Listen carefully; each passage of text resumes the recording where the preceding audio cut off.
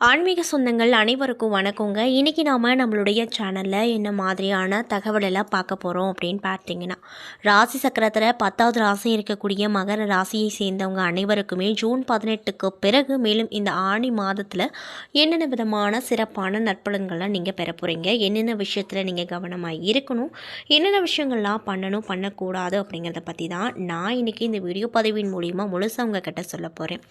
இந்த பதிவில் சொல்லக்கூடிய எல்லா வித தகவலுமே உங்களுக்கு பயன் தரக்கூடிய விஷயங்களாக கண்டிப்பாக இருக்க போகுது. ஸோ வீடியோவை ஸ்கிப் பண்ணாமல் தொடர்ச்சியாக பாருங்கள். அது மட்டும் இல்லாமல் உங்களுக்கு உங்களுடைய ராசி அதிபதியாக இருக்கக்கூடிய அந்த சனி பகவானை ரொம்ப ரொம்ப பிடிக்கும் அப்படின்னா இந்த வீடியோக்கு ஒரு லைக் பண்ணிவிட்டு நம்மளுடைய கமெண்ட் பாக்ஸில் சனி பகவானுக்கு போற்றி அப்படின்னு சொல்லி மறக்காமல் பதிவிடுங்க. இந்த சமயத்தில் நீங்கள் அந்த கடவுளை நினைத்து இப்படி ஒரு விஷயம் பண்ணும்போது கண்டிப்பாக நீங்கள் என்ன விஷயம்லாம் நடக்கணும்னு சொல்லி மனதார நினைக்கிறீங்களோ அந்த விஷயங்கள் அனைத்தையுமே அவர் நிச்சயமாக நடத்தி கொடுப்பாரு. ஸோ நம்பிக்கையோடு இந்த ஒரு விஷயத்தை பண்ணி பாருங்கள். மேலும் இது போன்ற ஆன்மீகம் சம்மந்தப்பட்ட வீடியோஸ் எல்லாம் நீங்கள் முழுசாக பார்க்கணும் அப்படின்னு ஆசைப்பட்டால் நம்ம சேனலை மறக்காமல் சப்ஸ்கிரைப் பண்ணிவிட்டு கீழே இருக்கும் பெல் ஐக்கானையும் மறக்காமல் கிளிக் பண்ணுங்கள். அப்போ தான் நம்ம சேனலில் போடுற ஒவ்வொரு வீடியோவுமே நோட்டிஃபிகேஷனாக உங்ககிட்ட வந்து சேரும். ஸோ இப்போ வாங்க நம்ம வீடியோக்குள்ளே போய் முழுசாக பார்த்து தெரிஞ்சுக்கலாம். மகர ராசியை பொறுத்த வரைக்கும் அதிகமாக உணர்ச்சி வசப்படக்கூடிய நபர்களாக இருப்பாங்க. ஆன்மீகத்தில் ஈடுபாடு அதிகமாக இருக்கும். இவர்களின் பொதுவான குண நலன்கள் என்ன, மகர ராசி பெண்களின் சிறப்பு என்ன, மகர ராசிக்காரர்கள் சென்று வணங்கக்கூடிய தெய்வங்கள் என்ன அப்படிங்கிறத பற்றி இந்த வீடியோ பதிவில் நான் சொல்ல போகிறேன். ஸோ வீடியோவை ஸ்கிப் பண்ணாமல் பாருங்கள். மகர ராசிக்காரர்கள் சிறப்பாகவும் அழகாகவும் கம்பீரத்தோடும் இருப்பாங்க. எத்தனை பிரச்சனை இருந்தாலுமே மனதிலேயே பலவித போராட்டங்களை அதற்கு தாங்களே தீர்வு எடுப்பாங்க. இதே மனதிலேயே மற்றவர்களையும் எடை போட்டுருவாங்க அப்படின்னு சொல்லப்படுது. தைரியத்திற்கு பெயர் பெற்றவங்க தான் இந்த மகர ராசிக்காரங்க. தன்னம்பிக்கை நிறைந்தவங்க. மற்ற ராசிக்காரர்களிடம் இல்லாத துணிச்சல் மகர ராசிக்காரர்கள் கிட்ட அதிகமாகவே இருக்கும் அப்படின்னு சொல்கிறாங்க. மேலும் சகிப்பு தன்மைக்கு பெயர் பெற்றவர்கள் என்பதால் அனைவரும் இந்த ராசிக்காரர்களுக்கு நெருக்கமாக இருப்பாங்க. சூழலுக்கு ஏற்றவாறு தங்களை மாற்றிக்கொள்வதில் நட்பு வட்டாரம் இவர்களுக்கு பெரிதாக இருக்கும். பொறுமை, சகிப்புத்தன்மை, பக்குவம் நிறைந்தவர்கள் என்றாலுமே அனைத்துமே ஒரு லிமிட்டாக தான் இருக்கும். முடிந்தவரை பொறுமை காத்து அரவணைப்பாங்க. அதற்கு மேலே சீண்டினீங்க அப்படின்னா உறவுகளை துண்டிக்க கூட தயங்க மாட்டாங்க. ஆனாலுமே லேசில் கோபம் அப்படிங்கிறது இவங்களுக்கு வராது. மென்மையும் நாகரீகமும் மிக்கவங்களாக இருப்பாங்க. எதையுமே உழைத்து பெற வேண்டும் அப்படின்னு நினைப்பாங்க. தாங்கள் மட்டுமல்லாமல் தங்களின் குடும்பத்தையும் சேர்த்தே உயர்த்துவாங்க. எதையுமே பிளான் செய்து தான் செய்வாங்க. அதனால தான் தன்னுடைய குடும்பத்தையும் சேர்த்து உயர்த்துவதில் முன்னுரிமை தரக்கூடிய நபர்களாக இருப்பாங்க. அது மட்டும் இல்லாமல் இரட்டை நிலை மனப்பான்மை இவங்கக்கிட்ட இல்லை. ஒரு முடிவை எடுத்துட்டாங்க அப்படின்னா தீர்க்கமாக யோசித்து முடிவெடுப்பாங்க. அதே போல் எடுத்த முடிவுலையும் உறுதியாக நிற்பாங்க. இவங்களை நம்பி எந்த ரகசியத்தையும் சொல்லலாம். அந்த அளவுக்கு நம்பிக்கையானவங்க. மகர ராசிக்காரர்களின் மிகப்பெரிய பலவீனம் பிடிவாத குணம் தான் அப்படின்னு சொல்லப்படுது. அது மட்டும் இல்லாமல் லட்சிய பிடிப்பு கொண்ட மகர ராசிக்காரர்கள் தங்களது லட்சியத்தை அடைய பொறுமையாக இருப்பாங்க. இவங்கக்கிட்ட என்ன ப்ளஸ் பாயிண்ட்டுன்னு பார்த்தீங்கன்னா பொறுமை தான். குடும்பம், நட்பு என அனைத்திலுமே இவர்களுக்கு உறவு அதிகமாக இருக்கும். எந்த விஷயத்தையும் அறகுறையாக தெரிந்து அதில் இறங்கவே மாட்டாங்க. நாலா பக்கமும் விசாரித்து அல்லது போதுமான தகவல் கிடைத்த பிறகு அதில் களமிறங்கி வெற்றி பார்ப்பாங்க. ஒழுக்கத்துக்கு பெயர் போன மகர ராசிக்காரர்கள் போலித்தனம் இல்லாமல் பழகக்கூடியவங்க அப்படிங்கிறதுனால இந்த ராசியினரை நம்பி நீங்கள் தாராளமாக உங்களுடைய ரகசியங்களை பகிர்ந்து கொள்ளலாம் அப்படின்னு சொல்லப்படுதுங்க. அது மட்டும் இல்லாமல் அலுவலக பணிகள் என்றாலும் இழுத்து போட்டுக்கொண்டு செய்வாங்க. இதற்கான நற்பெயரையும் எடுப்பாங்க. இவங்களுக்கு சும்மா இருக்கவே பிடிக்காது. எப்பொழுதுமே சுறுசுறுப்பாக ஏதோ ஒரு வேலையை செஞ்சு கொண்டே இருக்கணும் அப்படின்னு நினைப்பாங்க. ஒருவேளை அலுவலகம், கடைகள் வைத்திருப்பவர்களாக இருந்தால் வீட்டில் தங்கவே மாட்டாங்க. அதற்கு மாறாக அலுவலகம், தொழில் செய்யும் இடம் அல்லது கடைகளிலேயே எந்நேரமும் பிஸியாக இருப்பாங்க. ஒரு செயலில் முடிவெடுத்தாங்க அப்படின்னா உறுதியாக அந்த விஷயத்திலே இருப்பாங்க. ஆனாலுமே அதற்கு முன் மற்றவர்களின் அபிப்பிராயங்களை கேட்டுக்கொள்வதில் இறுதியில் தாங்கள் நினைத்தது மட்டுமே செய்வாங்க. மேலும் கருப்பு நிறம் மகர ராசிக்காரர்களுக்கு ஏற்றது. புகழ்பெற்ற நீதிபதிகள், வக்கீல்கள் போன்றவர்கள் கண்டிப்பாக அந்த மகர ராசி சேர்ந்தவங்களாக இருப்பாங்க அப்படின்னு சொல்லப்படுதுங்க. அது மட்டும் இல்லாமல் இவங்க 40 வயதுக்கு மேலே தொழில்துறையில் சாதனை படைப்பாங்க அப்படின்னு சொல்லப்படுதுங்க. இப்படிப்பட்ட அன்பு நேயர்களுக்கு இந்த காலகட்டம் என்னென்ன விதமான சிறப்பான மாற்றத்தை கொடுக்கக்கூடிய காலகட்டமாக அமைய போகுது அப்படிங்கிறத பற்றி தான் நான் இன்றைக்கி இந்த வீடியோ பதிவின் மூலிமா முழுசாக உங்ககிட்ட சொல்ல போகிறேன்.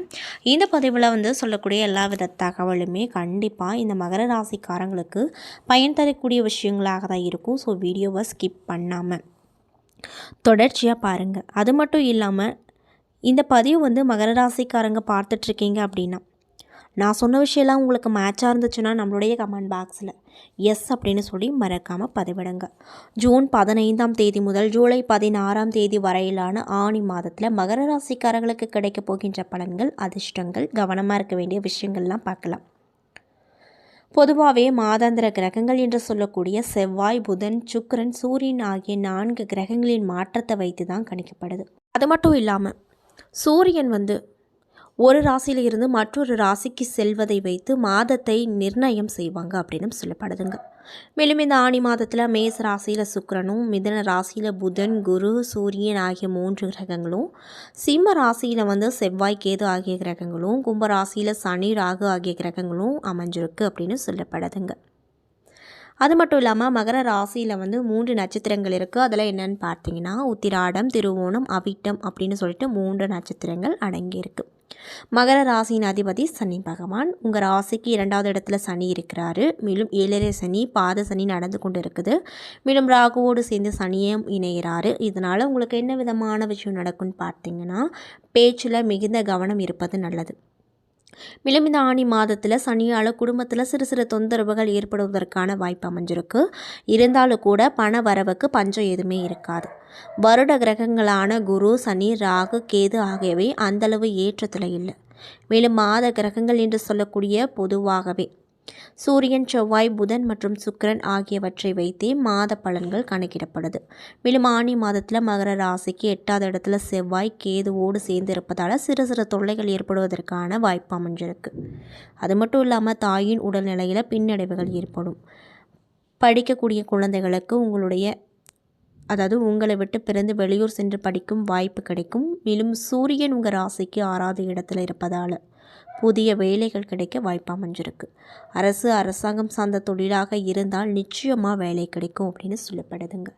மேலும் புதிய கடன் வாங்கக்கூடிய வாய்ப்புகள் உண்டாகும். 6 மற்றும் 8ஆம் அதிபதி சேர்ந்திருப்பதால் சட்டம், வம்பு, வழக்கு தொடர்பான பிரச்சனைகள், ஆரோக்கியம் சார்ந்த பிரச்சனைகள் வருவதற்கான வாய்ப்பு அமைஞ்சிருக்கு. ஆனாலும் கூட குரு பார்வை இருப்பதால் பெரிய அளவில் பாதிப்பு ஏற்படுவதற்கான வாய்ப்பு கிடையாது அப்படின்னு சொல்லப்படுதுங்க. மேலும் 8வது இடத்துல செவ்வாய், கேது இருப்பதால் ஆரோக்கியத்தில் பின்னடைவு ஏற்படும்.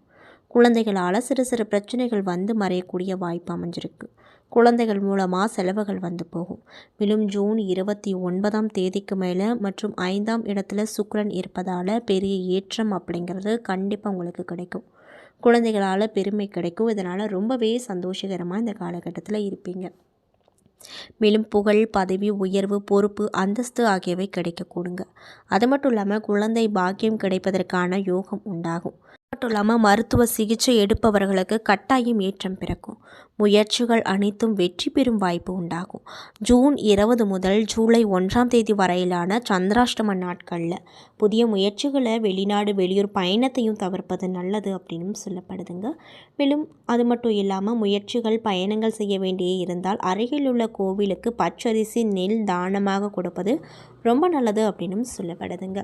என்ன நண்பர்களே, இந்த பதிவின் மூலியமாக ஜூன் 18ஆம் தேதிக்கு பிறகு இந்த மகர ராசிக்காரங்களுக்கு என்ன விதமான நற்பலன்கள் கிடைக்க போகுது, மேலும் இந்த ஆணி மாதம் என்னென்ன விதமான மாற்றத்தை உங்களுக்கு கொடுக்க போகுது அப்படிங்கிறத பற்றியும் நான் இன்றைக்கி இந்த வீடியோ பதிவின் மூலிமா முழுசாக உங்ககிட்ட ஷேர் பண்ணியிருப்பேன்.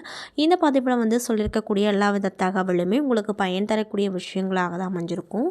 ஸோ வீடியோ பிடிச்சிருந்தால் லைக் பண்ணுங்கள், ஷேர் பண்ணுங்கள். அது மட்டும் இல்லாமல் உங்களுக்கு உங்களுடைய ராசி அதிபதியாக இருக்கக்கூடிய சனி பகவானை ரொம்ப ரொம்ப பிடிக்கும் அப்படின்னா இந்த வீடியோக்கு ஒரு லைக் பண்ணிவிட்டு நம்மளுடைய கமெண்ட் பாக்ஸில் சனி பகவானுக்கு போற்றி அப்படின்னு சொல்லி மறக்காமல் பதிவிடுங்க.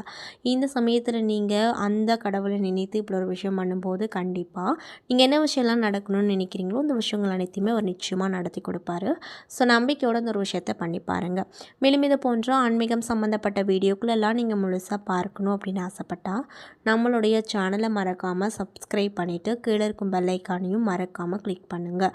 அப்போ தான் நம்ம சேனலில் போடுற ஒவ்வொரு வீடியோவுமே உங்களுக்கு நோட்டிஃபிகேஷனாக உங்கள் கிட்ட வந்து சேரும். நன்றி.